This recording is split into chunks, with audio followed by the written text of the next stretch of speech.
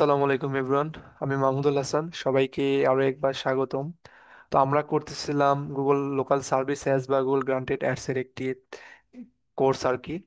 তো আমরা প্রথম ক্লাসে দেখছিলাম যে কিভাবে আমরা দেখছিলাম যে কি যে লোকাল সার্ভিস অ্যাডস এবং গুগল সার্চ এর মধ্যে পার্থক্যটা কি। এটা হচ্ছে আমাদের প্রথম ভিডিও। এবং আজকে আমরা আলোচনা করব দ্বিতীয় ভিডিওতে যে how local service ads actually works, মানে এই লোকাল সার্ভিস অ্যাডসটা আসলে কিভাবে কাজ করে। তো এখানে আমি মোটামুটি 6টা পয়েন্ট লিখে রাখছি। এর মধ্যে আমি প্রথম পয়েন্ট যে বলি যে business service area and category. এই সার্ভিসটা চালাতে হলে আপনাদেরকে কি করতে হবে? বিজনেসের সার্ভিস এরিয়া এবং ক্যাটাগরি সিলেক্ট করতে হবে। আমরা যদি অ্যাডটি দেখি, এখান থেকে দেখেন একজন লিখে সার্চ করছে কি বোস্টন প্লাম্বার। এই যে প্রথমে আমরা যে তিনটি দেখতে পাচ্ছি, একটা মানে সার্কেল, মানে কি বলে স্কোয়ার শেপে, এ একটা, এ একটা, এ একটা, এই তিনটি হচ্ছে কি গুগল গ্রান্টেড অ্যাডস। এখন এই অ্যাড চালাতে হলে এখানে কিন্তু আপনাদের বিজনেস কি করতে হবে, সার্ভিস এরিয়াটা দিতে হবে। অর্থাৎ এই অ্যাড চালাতে হলে মেন যে জিনিসটা প্রয়োজন সেটা হচ্ছে কি গুগল বিজনেস প্রোফাইল বা গুগল মাই বিজনেস। সেখান থেকে খুব সুন্দর করে আপনি কোন এরিয়ায় বা আপনার ক্লায়েন্ট কোন এরিয়ায় সার্ভিস দিচ্ছে সেই এরিয়াটা খুব ভালোভাবে মেনশন থাকতে হবে। অবশ্যই সেটা ভালোভাবে অপটিমাইজ এবং মেনশন থাকতে হবে। এবং সার্ভিস ক্যাটাগরি, এখন আপনি কোন ধরনের বিজনেস করতেছেন। যদি প্লাম্বিং হয় তার একটা নির্দিষ্ট ক্যাটাগরি আছে। যদি কনস্ট্রাকশন হয় বা অর্থাৎ রুফিং হয় তার একটা নির্দিষ্ট ক্যাটাগরি আছে। সেই বিজনেস ক্যাটাগরিটা এখানে সিলেক্ট করতে হবে।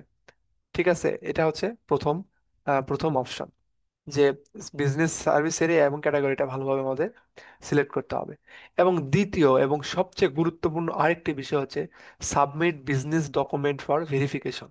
দেখেন এখানে যে আমি যে অ্যাডটি দেখলাম, যে বোস্টন প্লাম্বার লিখে সার্চ করার পরে এখানে গুগল গ্রান্টেড অ্যাড শো হয়েছে তিনটা, এবং নিচে সাধারণ রেসপন্সিভ সার্চ অ্যাড শো হয়েছে। এখন এই যে কি মাহন প্লাম্বিং অ্যান্ড হিটিং সার্ভিস, এই বিজনেস ওনার কিন্তু চাইলেই এই গুগল গ্রান্টেড অ্যাড ব্যবহার করতে পারবে না। কারণ গুগল গ্রান্টেড অ্যাড ব্যবহার করা বেশ কিছু শর্ত এবং সাপেক্ষ আছে। এগুলি, সেই শর্ত সাপেক্ষগুলো হচ্ছে এরকম যে এখান থেকে বিজনেস লাইসেন্স লাগবে, আপনি কি বিজনেস করতেছেন সেই বিজনেসের একটি ভ্যালিড লাইসেন্স বা ট্রেড লাইসেন্স লাগবে। বাংলাদেশের যেটাকে আমরা ট্রেড লাইসেন্স বলি, এই ধরনের লাইসেন্স লাগবে।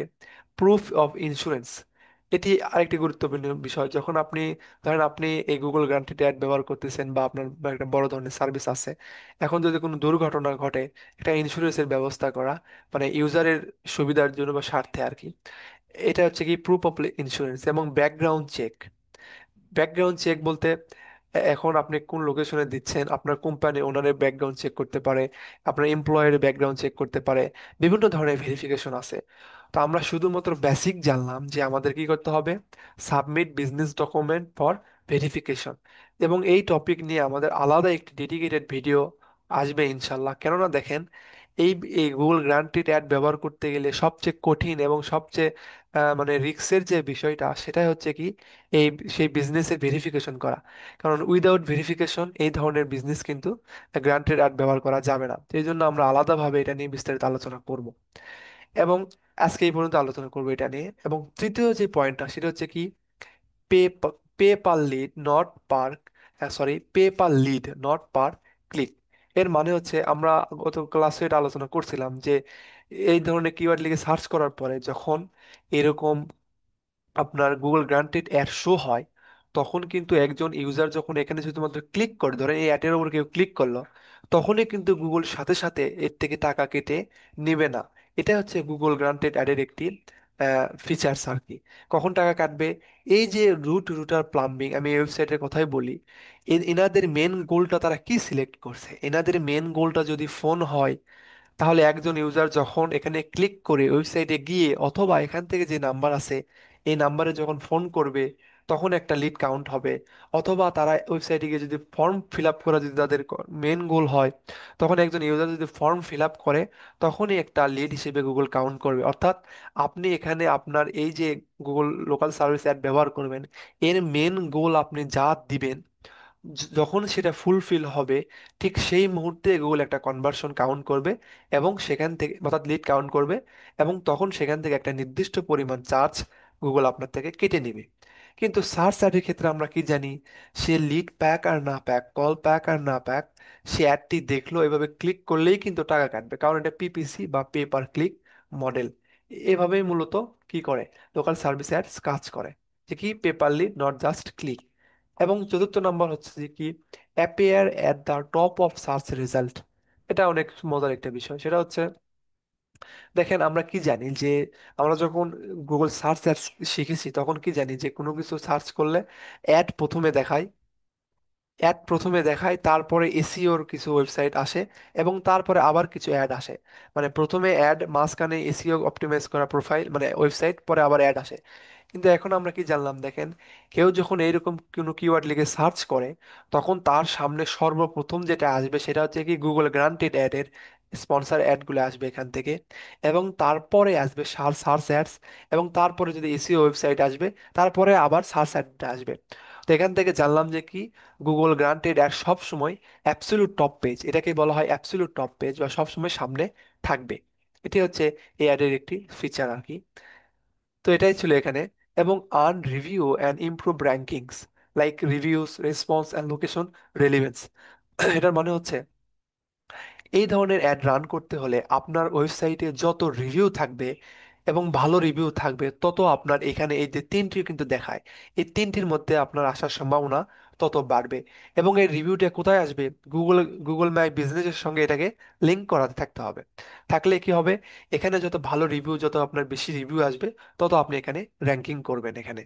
এবং আরেকটা এখানে কি, যে রিভিউ যেটা বললাম, এবং রেসপন্সটা কি, দেখেন রেসপন্সের বিষয়টা হচ্ছে এটা লিখে সার্চ করলো, সার্চ করে হয়তো বা একজন ইউজার আপনাকে ফোন করতে চাচ্ছে, আপনাকে ফোন করলো, কিন্তু আপনি যে অ্যাডটা রান করছেন কিন্তু আপনি ফোনটা ধরলেন না, আপনার লিড ফর্ম পূরণ করতেছে, আপনি লিড ফর্মে কোনো রিপ্লাই দিচ্ছেন না, মানে কোনো রেসপন্সই করতেছে না, তখন কিন্তু আপনি আর এখানে র্যাঙ্ক করতে পারবেন না, আপনার অ্যাডটি কিন্তু আর তখন সেভাবে শো হবে না, আপনার বাজেট কিন্তু বেশি কাটবে। এখানে একটা বিষয় যে তাহলে যতক্ষণ লিড পাবো না ততক্ষণ টাকা কাটবে না। তবে এখানে আরো কিছু অন্য বিষয় আছে, আমরা সেটা পরবর্তীতে দেখবো, অর্থাৎ আমরা অ্যাডটি র্যাঙ্ক করতে পারবে না। এটা হচ্ছে মেন বিষয়। এবং তৃতীয় বিষয়টা হচ্ছে কি লোকেশন রিলিভেন্স। অ্যাডটা র্যাঙ্কিং করতে হলে লোকেশন রিলিভেন্স থাকতে হয়। লোকেশন রিলিভেন্স বলতে একজন ইউজার যে সার্চ করছে বোস্টন প্লাম্বার, সে তো অবশ্যই একটা লোকেশনে বাস করতেছে। সেই লোকেশন থেকে আপনি যে সার্ভিস দিচ্ছেন সেই সার্ভিসের দূরত্ব কত, দূরত্ব যত কম হবে আপনি তত র্যাঙ্ক করতে পারবেন, দূরত্ব যত বেশি হবে তত আপনি র্যাঙ্ক হারাবেন আর কি। এজন্য মূলত গুগল মাই বিজনেস বা গুগল বিজনেস প্রোফাইল তৈরি করতে গেলে আমাদের সর্বোচ্চ কিছু 1 কিলোমিটার, 2 কিলোমিটার বা 5 কিলোমিটার বা 5 মাইলের মতো একটা অ্যাভারেজ লোকেশনের মধ্যে আমাদের এই অ্যাপটি রান করতে হয়।